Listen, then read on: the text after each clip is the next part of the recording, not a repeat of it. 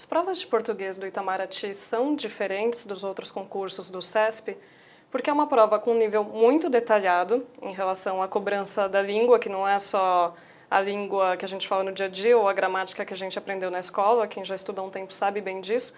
E o problema é que é uma prova longa, né? São 14 questões para você fazer numa prova na parte da manhã, que tem também política internacional e geografia, e tudo isso em 2 horas e meia.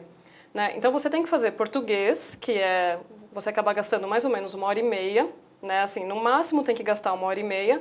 Depois tem que deixar o tempo, a outra 1 hora que sobra, para 12 questões de PI e 5 questões de geografia.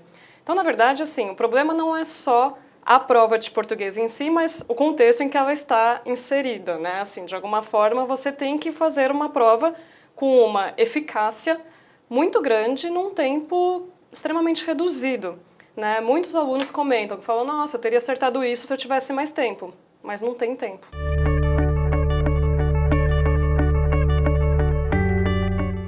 Um exemplo da última prova, desse nível que eu digo que é mais alto de português, é que não dá para você apenas decorar generalidades, né?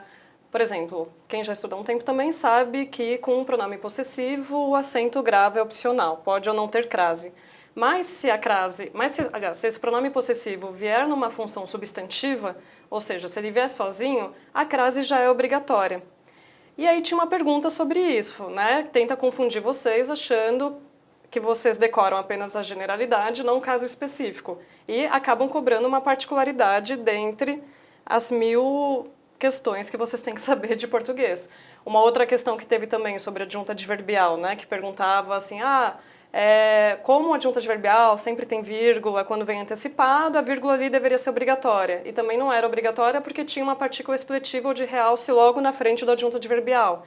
Então, são questões que acabam sendo muito específicas em relação ao uso da língua portuguesa e da prova ali do Itamaraty, a prova do CESP.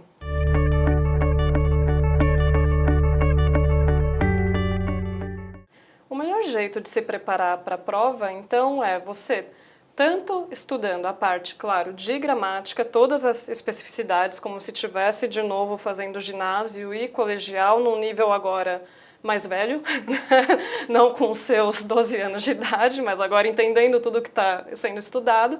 E, além disso, tentar também estudar um pouquinho mais de linguística, de semântica, para você ter mais familiaridade com os textos.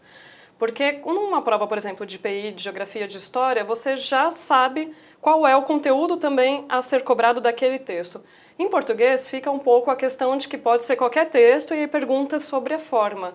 Mas se você sabe também um pouco mais sobre o conteúdo que pode aparecer naqueles textos, e isso acaba sendo um pouco limitado, fica mais fácil para você ler mais rápido os textos e conseguir responder mais rápido também as questões de certo ou errado, que acabam sendo questões que hoje em dia cobram não só a verificação de se a pergunta ali extrapola ou reduz o conteúdo colocado no texto, mas também perguntas relacionadas a alguns pressupostos que você deve ter antes de fazer a prova.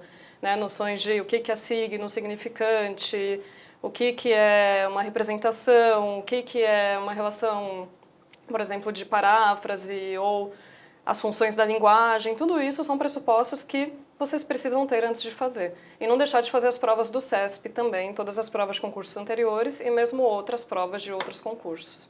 Tá? Estudar.